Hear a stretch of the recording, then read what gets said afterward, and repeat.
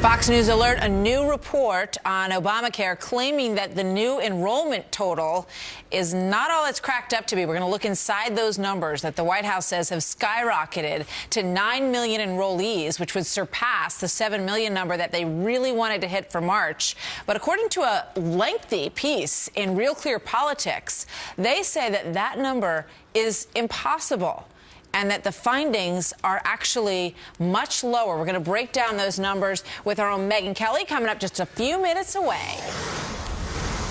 And also this alert for you, because right now we are getting very close to hearing from the president. He will talk about how he plans to overhaul the NSA and the data collection process that has caused so much controversy in this country. Welcome, everybody. We've got a brand new hour now of America's Newsroom starting right now. I'm Martha McCallum. I'm Bill Hemmer. Hello to you. President Obama expected a call for the end of the NSA's control over the storage of your data records and the records of hundreds of millions of Americans.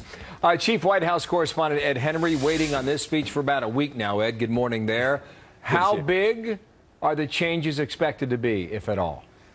I think it's going to be medium, frankly, Bill. I think they're going to tout this inside the White House as very significant reform. And on one hand, it is, because the president, officials are suggesting this morning, will say in this speech in about an hour from now that basically the government should no longer handle the bulk collection of these phone records that have caused such a storm, in part because of the revelations, of course, from Edward Snowden, suggesting that these NSA programs, a whole series of them, not just the phone collection, but how they're tracking text messages and the like, is growing much more out of control than the administration has suggested. That's the pressure on him.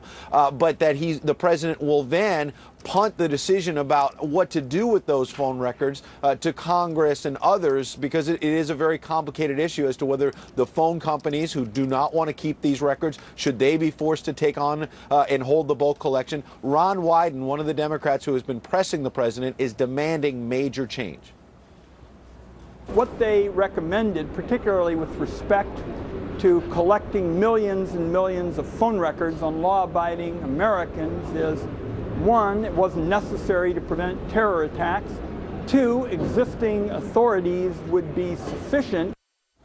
So that's the part of the pressure on the president, that he's had some of these lawmakers saying these programs have not really stopped terror attacks. So you need to keep these records of all Americans, especially innocent Americans who are not involved in terror. This is the balance the president is trying to strike here, Bill, because it's about privacy rights versus keeping the country safe. Indeed, that is a concern. And you wonder if any changes come about, if that results in a bigger threat of terror attacks. And you know the White House is ready to take on these questions. How will they answer it? Well, it's a difficult one because, as you say, retired General Michael Hayden, he ran the CIA and the NSA. And he was on NBC's Today Show this morning saying that, look, he fears that some of the reforms he's hearing about from the president will actually put us in a pre-9/11 mentality and could increase the possibility of terror attacks. That's why Senator John McCain is saying that the president does need to reach out to Congress here to hear all of this out a little bit more. Take a listen. Congress will not have enough say unless we have a select committee like the 9/11 Commission, where we could come up with recommendations and have legislation enacted. So the bottom line is the president is going to suggest that the records should not be held by the NSA, but he's going to kind of punt on what you actually do with those records, Bill. All right, Ed, thanks. Ed Henry waiting on that today from the North Lawn. Ed, appreciate that. Here's Martha with more.